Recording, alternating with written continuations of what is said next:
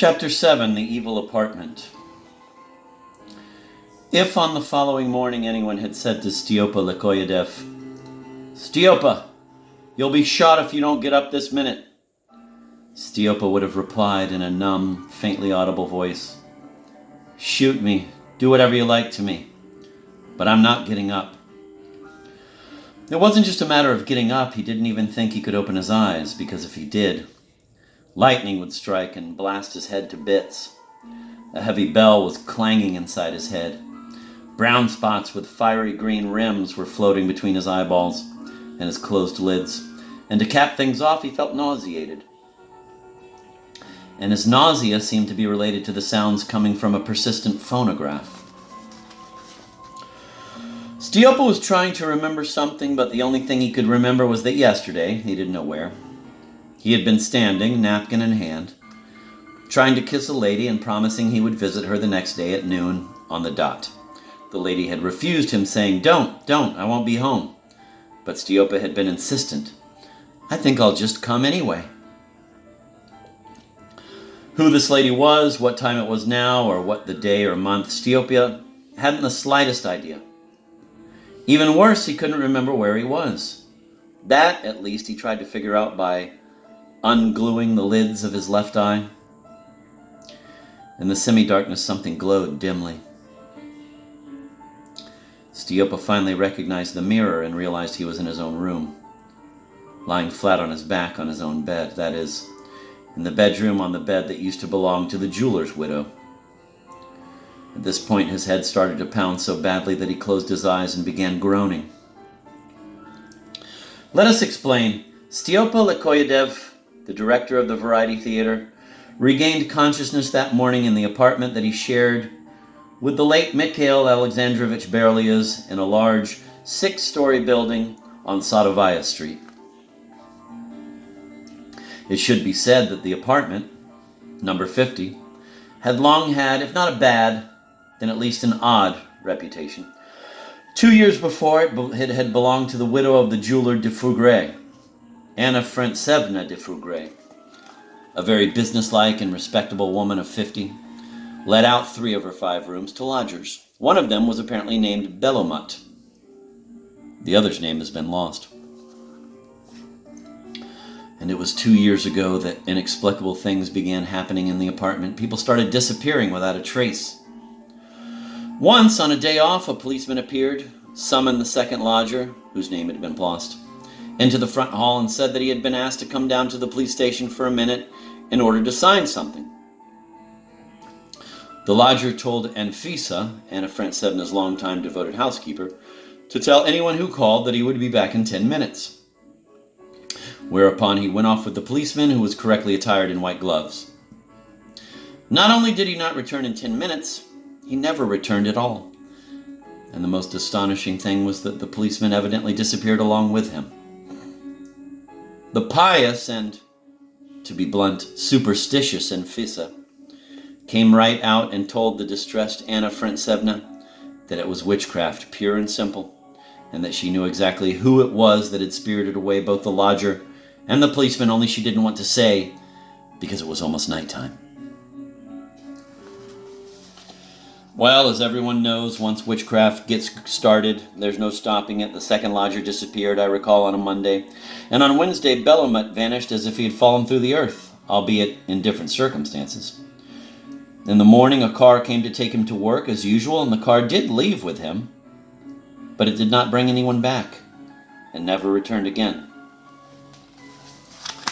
Madame Belomut's grief and horror defied description, but both, alas, were of short duration. On the night when she and Anfisa returned from her dasha, where Anna Frentsevna had hurried off to for some reason, she discovered that Belomut's wife was no longer in the apartment, and what is more, the 2 rooms occupied by the Belomuts had both been sealed.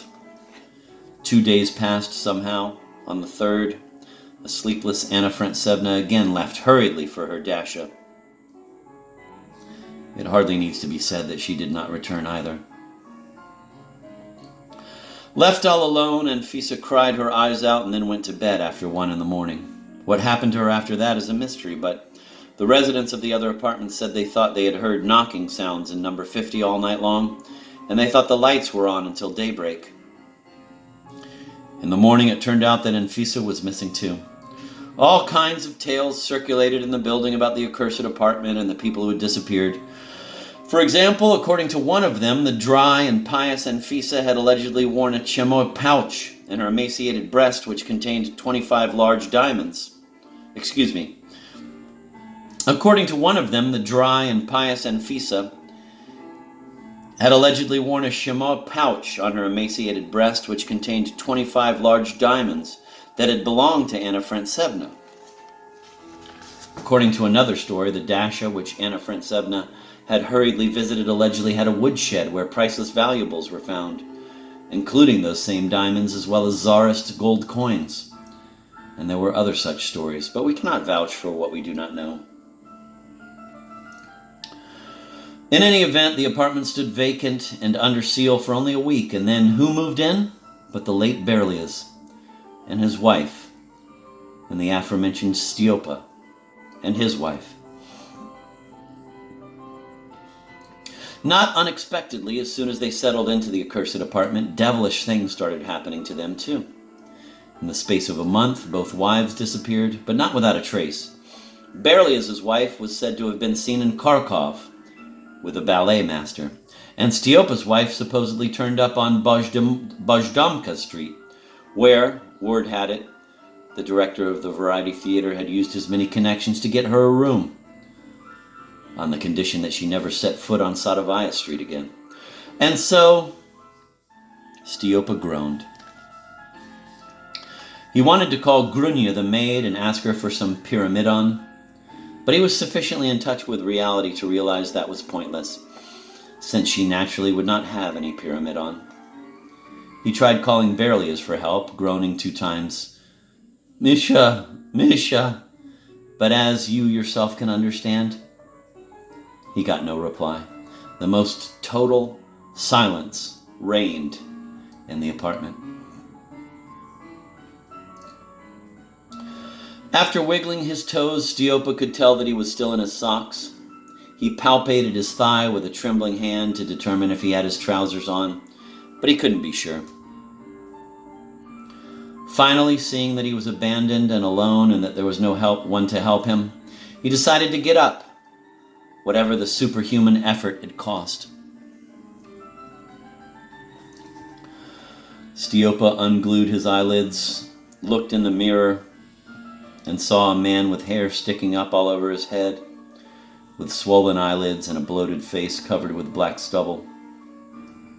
The man was wearing a dirty shirt with a collar and tie, long johns, and socks. That was how he saw himself in the mirror. And next to the mirror, he saw a man he did not know, who was dressed in black and wearing a black beret. Stiopa sat down on the bed and tried as hard as he could to focus his bloodshot eyes on the stranger.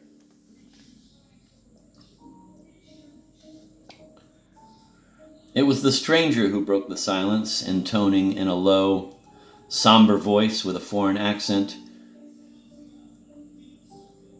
"Good day, most kind Stepan Bogdanovich."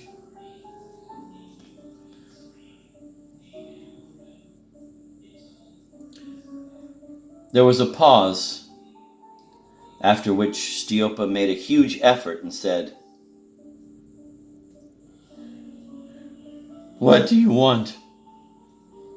He was shocked not to recognize his own voice. The word "what" came out in a treble, "you" in a bass, and "want" did not come out at all. The stranger gave a friendly smile, took out a large gold watch with a diamond triangle on the cover, listened to it ring 11 times, and then said, 11 o'clock. I've been waiting for you to wake up for exactly an hour because you told me to be here at 10, and here I am. Stiopa felt for his trousers on the chair next to the bed and whispered, "Excuse me," put on his trousers, and asked hoarsely, "Would you kindly tell me your name?" It was hard for him to talk. With every word he spoke, someone stuck a needle in his brain, causing him hellish pain. What? You forgot my name, too? Here the stranger smiled. Sorry, croaked Stiopa, sensing that his hangover was blessing him with a new symptom. The floor by the bed seemed to him to have vanished somewhere, and he was just on the verge of flying headfirst down to the devil's mother in the underworld. My dear Stepan Bogdanovich, said the visitor with a piercing smile, Pyramidon will not help you. Follow the wise old rule. Cure like with like. The only thing that will restore you to life is 2 shots of vodka with some hot and spicy hors d'oeuvres. However sick he was, Stiopa was shrewd enough to know that once he had been found in such a state, it was better to admit to everything. To be honest, he began, barely able to move his tongue. Yesterday I may have had a bit too. Not another word, the visitor replied, moving his armchair over to the side. Stiopa, his eyes bulging, saw a small table and a tray covered with sliced white bread, pressed caviar in a glass bowl, white marinated mushrooms on a plate, something in a saucepan, and finally, vodka in a mammoth decanter that had belonged to the jeweler's wife. Stiopa was particularly struck by the fact that the decanter was sweating with frost, which was understandable since it had been placed in a shallow bowl packed with ice. In a word, the table was set flawlessly, impeccably. The stranger prevented Stiopa's astonishment from assuming morbid proportions by deftly pouring him a glass of vodka. Won't you have some? Squeaked Stiopa. With pleasure. Stiopa raised his glass to his lips with a wobbly hand while the stranger downed the contents of his in a single gulp. As he was munching on some caviar, Stiopa managed to get out the words, Wouldn't you like some hors d'oeuvres? Thank you, I never eat hors d'oeuvres, the stranger replied, and poured a second round. They uncovered the saucepan and found sausages and tomato sauce. And soon the accursed greenness which had been floating in front of Stiopa's eyes melted away, words started to come out, and most important of all, Stiopa began remembering things, namely that yesterday he had been in Skudnia at the dacha of the sketch writer Kustov, and had been taken there in a taxicab by Kustov himself. He even remembered that they had hired the taxicab at the Metropole and that some actor had been there too, or maybe he wasn't an actor, with a portable phonograph. Yes, it had all happened at the dacha. Then he recalled that the dogs had howled because of the phonograph. Only the lady whom Stiopa had wanted to kiss remained a mystery. The devil only knew who she was. Maybe she worked in radio? Maybe not. Thus the events of the previous day gradually became clearer, although at the moment the present day interested Stiopa more, especially the stranger in his bedroom, with vodka and hors d'oeuvres to boot. It would be a good idea to clear that up. Well, I hope you can remember my name now. But Stiopa merely smiled shamefacedly and shrugged. Really? I have the feeling that you drank port after vodka? Forgive me, but how could you do such a thing? May I ask that this go no further, said Stiopa obsequiously. Of course, but naturally. But I can't speak for Kustov. Do you know Kustov, too? I saw the man briefly in your office yesterday, but one quick look at his face was enough to convince me that he's a bastard, a wrecker, a toady, and a yes-man. Absolutely true, thought Stiopa, who was struck by the accuracy, precision, and pithiness of this characterization of Kustov. So, although the previous day was reassembling itself piece by piece, the director of the Variety still felt anxious. There was still a huge, gaping hole to be accounted for. And there was no way that Stiopa could have seen the stranger in the beret in his office yesterday. Professor of Black Magic, Voland, said the visitor, weightily, seeing Stiopa's consternation, and he gave him a precise account of what had happened. He had arrived in Moscow from abroad yesterday and had gone to see Stiopa immediately to propose a performance at the Variety Theater. Stiopa had phoned the Moscow Regional Entertainment Commission to receive approval. Stiopa grew pale and blinked his eyes. Signed a contract with Professor Volin for 7 performances. Stiopa's mouth opened. And arranged for Volin to come by this morning at 10 o'clock to iron out the details. And so Volin had come.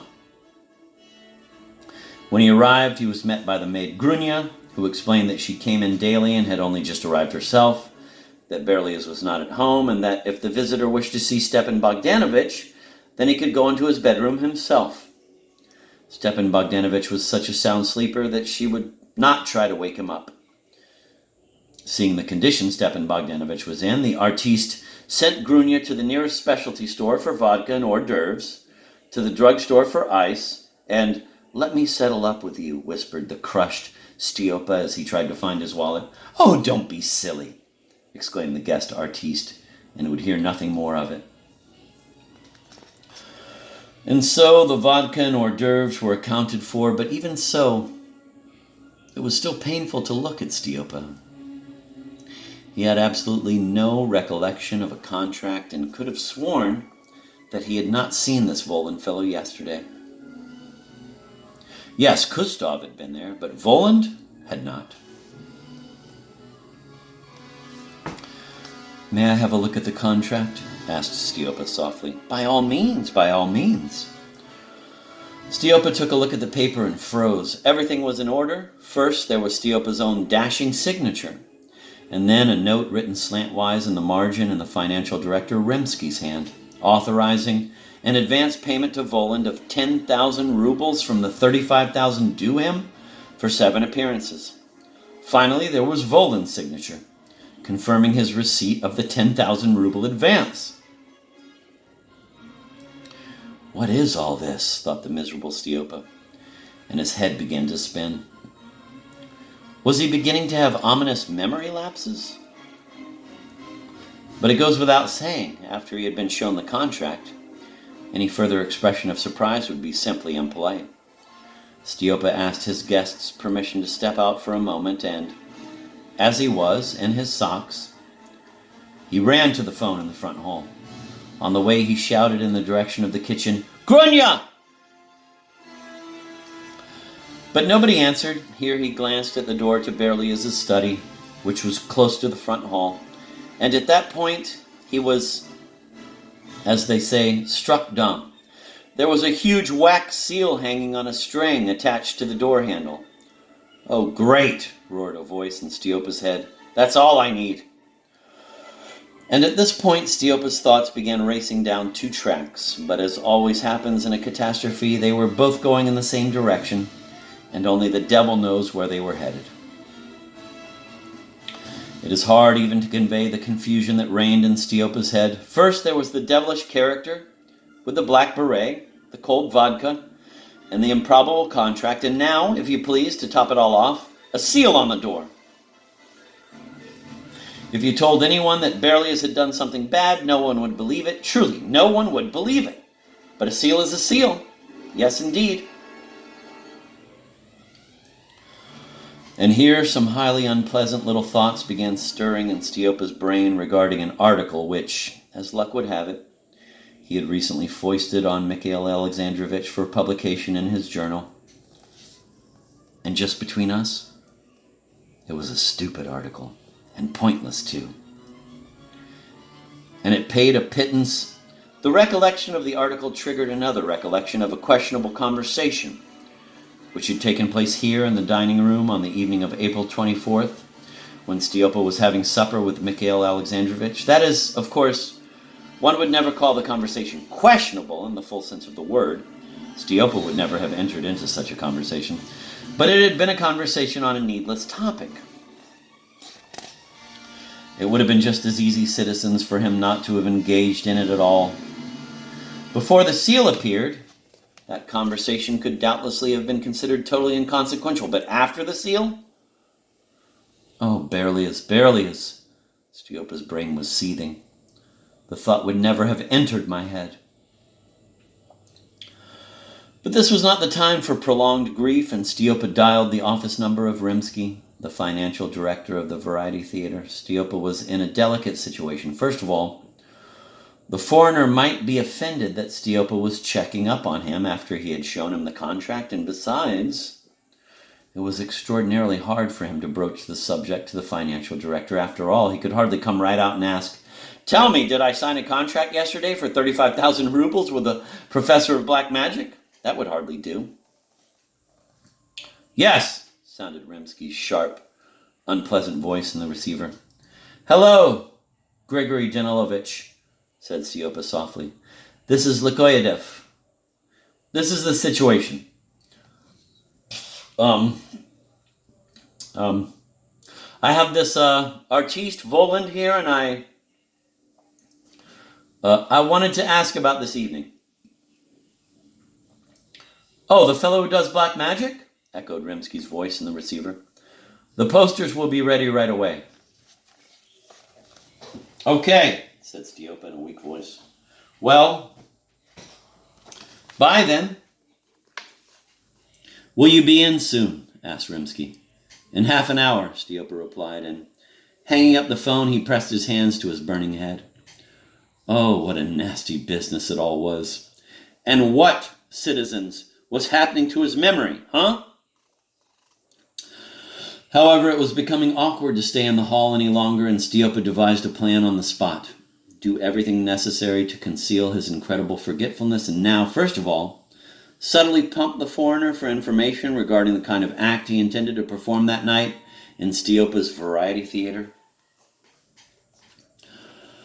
As Stiopa turned away from the phone, he looked in the hall mirror, which the lazy Grunya had not cleaned for some time, and distinctly saw a weird-looking fellow, thin as a lathe and wearing a pince-nez.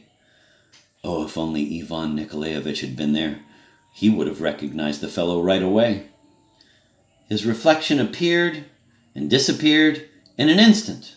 Anxious, Stiopa peered into the depths of the hallway and reeled a second time, for he saw a hefty black cat pass by in the mirror and also disappear.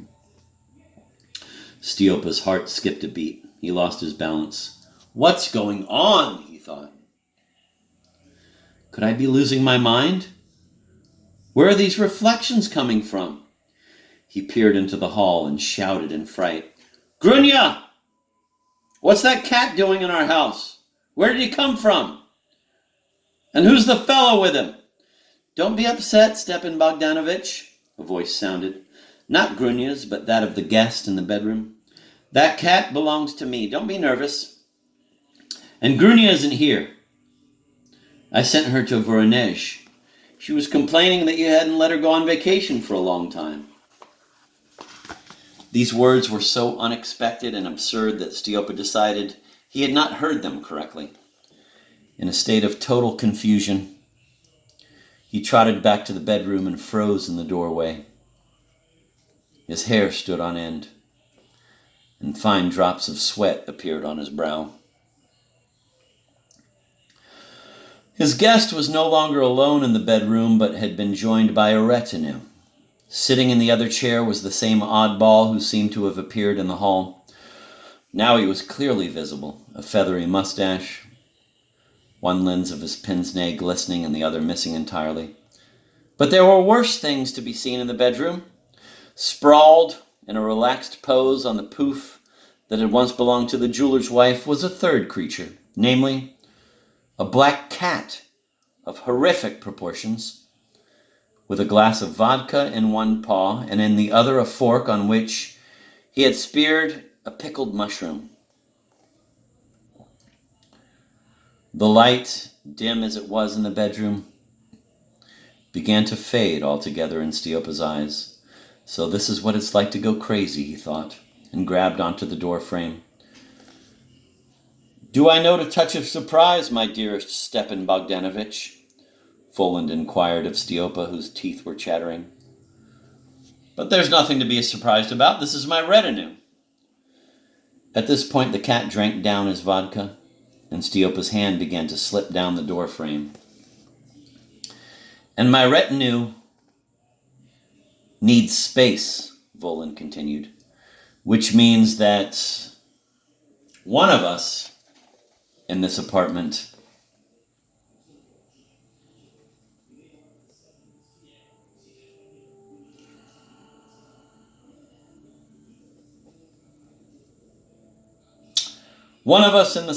is superfluous. And I think that someone is you."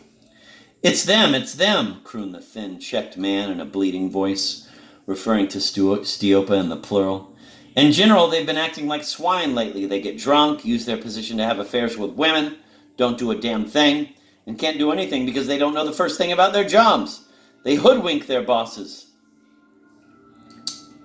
And he runs the official car ragged," tattled the cat while chewing on a mushroom. And at this point, the fourth and last phenomenon occurred in the apartment just as Stiopa, who had already slid down to the floor, was clutching feebly at the door frame. Right out of the mirror stepped a short but unusually broad-shouldered man. He was wearing a bowler hat and had a fang sticking out of his mouth, which made his already loathsome face look even uglier. To top it all off, he had fiery red hair. The newcomer joined in the conversation, "don't really understand how he ended up a director." The redhead's voice became more and more nasal. "He's as much a director as I'm a bishop." "You don't look like a bishop, Azazello," noted the cat as he piled his plate with sausages. "That's just what I'm saying," said the redhead through his nose. And turning to Voland, he added respectfully, "May I have permission, Monsieur, to throw him out of Moscow, straight to hell?" "Shoo!" roared the cat suddenly, his fur standing on end. And then the bedroom began to spin around Stiopa. He hit his head on the door frame, and as he was losing consciousness, he thought, "I'm dying." But he did not die. He opened his eyes slightly and saw that he was sitting on something made of stone. A sound could be heard nearby. When he opened his eyes properly, he realized that it was the sound of the sea, and that a wave was, in fact, breaking at his very feet. That, to be brief, he was sitting at the end of a jetty, and that a blue sky was sparkling above him, and behind him was a white city nestled in the hills. Not knowing the proper behavior in such circumstances, Stiopa raised himself on his shaky legs and set off down the jetty to the shore. A man was standing on the jetty, smoking a cigarette and spitting into the sea. He gave Stiopa a strange look and stopped spitting. Then Stiopa resorted to the following maneuver. He dropped on his knees in front of the unknown smoker and said, "Please tell me, what city is this?" "Are you kidding?" said the heartless smoker. "I'm not drunk," Stiopa replied hoarsely. "Something's happened to me. I'm sick. Where am I? What city is this?" "Well, Yalta." Stiopa sighed softly, fell over on his side, and struck his head against the warm stone of the jetty. He lost consciousness.